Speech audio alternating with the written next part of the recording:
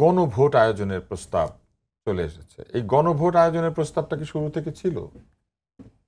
এটা না, গণভোট নিয়ে শুরু থেকে তো আলোচনার সুযোগ ছিল না। এর কারণটা হলো যে আগে তো আমাদের ঐক্যমতে আসতে হবে।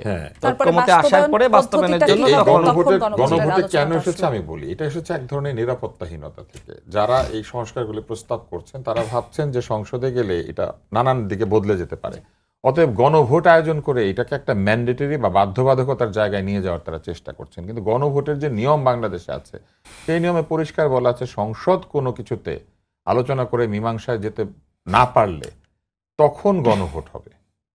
এবং যদি এমন কোনো মৌলিক প্রশ্ন হয়, যেমন সংসদের মূলনীতি বদলানো, মানে আমাদের সংবিধানের মূলনীতি বদলানো কিংবা সংবিধান বিলুপ্তকরণ, এই ধরনের বৃহৎ সিদ্ধান্ত নিতে গেলে এটা হবে। এবং সংবিধান বিলুপ্তকরণ কথাটা কিন্তু নাই, এটা যুক্ত করার বিষয় এসেছে এই ইয়েতে, আমাদের এই জুলাই প্রস্তাবে।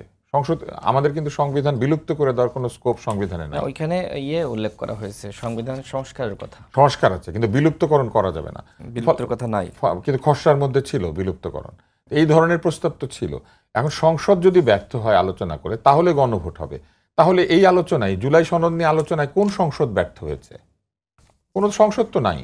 এবং এই যে ঐকমত্য কমিশন, এটা কি জনগণের মতামত নিয়ে তৈরি হয়েছে? এটা তৈরি হয়েছে জনগণের অভিপ্রায় সংস্কার। কিন্তু জনগণের মতামতটা নেয়ার জন্যই গণভোট আয়োজন করতে চাচ্ছে। গণভোট দিয়ে জনগণ এইখানে এই মতামত দিবে না, ভোট দিয়ে জনগণ সংসদ তৈরি করবে, সংসদে আলোচনা হবে, সংসদ তখন জনগণের কাছে যে প্রশ্নে কোনো মীমাংসায় যেতে পারবে না তখন সংসদ গণভোট চাইবে। এবং এই গণভোট চাইতে গেলে রাষ্ট্রপতির অনুমোদনের দরকার আছে, রাষ্ট্রপতি ছাড়া গণভোট হবে না।